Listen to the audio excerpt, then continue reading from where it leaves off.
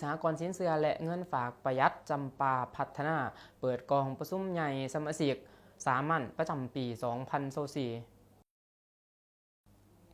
วันที่29 พฤษภาคมนี้อยู่ที่สโมสรของเมืองสุขุมาสหกรณ์สินเชื่อและเงินฝากประหยัดจำปาพัฒนาได้เปิดกองประชุมใหญ่สมาชิกสมัยสามัญประจำปี 2024 โดยภายใต้การเป็นประธานของทานไส้สมปองดวงปัญญาสภาบริหารสหกรณ์สินเชื่อและเงินฝากประหยัดจำปาพัฒนาทานไส้ลือซ่าพุญยวงศ์หัวหน้าธนาคารแห่งสาธารณรัฐประชาธิปไตยประชาชนลาวสาขาภาคใต้ทานพรพิรุณนรสินห้องเจ้าเมืองสุขุมามีเจ้าเมือง4เมืองก็คือเมืองสุขุมาเมืองมุลประโมกเมืองจำปาสักและเมืองปทุมพรพร้อมด้วยคณะบริหารขาหุ่นไล่ย่อยของสหกรณ์ต่างหน้าสมาชิกธนาคารบ้านพร้อมด้วยพนักงานสหกรณ์สินเชื่อและเงินฝากประหยัดจำปาพัฒนาเขาห่วมในกองประชุมทานวินัทมีไส้หักษาการผู้อำนวยการสหกรณ์สินเชื่อและเงินฝากประหยัดจำปาพัฒนาได้ขึ้นผ่านบทสรุปการเคลื่อนไหวประจำปี 2024 และทิศทางแผนการในต่อหน้าให้หูว่าสหกรณ์สินเชื่อและเงินฝากประหยัดจำปาพัฒนาแม้นได้สร้างตั้งขึ้นในปี 2016 ซึ่งดำเนินงานมาเป็นเวลา9 ปีสำหรับการจัดตั้งปฏิบัติเวียกงานที่สำคัญให้สมาชิกรับฟังเป็นต้น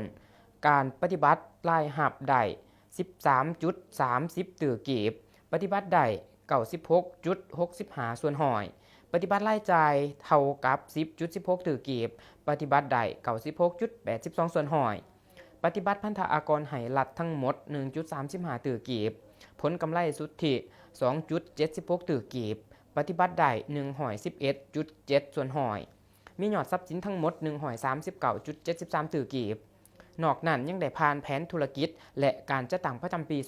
2025 เห็นว่าสหกรณ์สินเชื่อและเงินฝากประหยัดจำปาพัฒนาจะสืบต่อปรับปรุงคุณภาพการให้บริการการคุ้มครองและสร้างความเข้มแข็งทางด้านการเงินเพื่อรับประกันการสร้างความยืนยงในต่อหน้าตามวิสัยทัศน์เป็นสหกรณ์ที่นำหน้าทางด้านการให้บริการธนาคารบาทในสาธารณรัฐประชาธิปไตยประชาชนลาวเป้าหมายของสหกรณ์สินเชื่อและเงินฝากประหยัดจำปาพัฒนาแม้นได้สร้างเงื่อนไขให้ประชาชนบรรดาเผ่า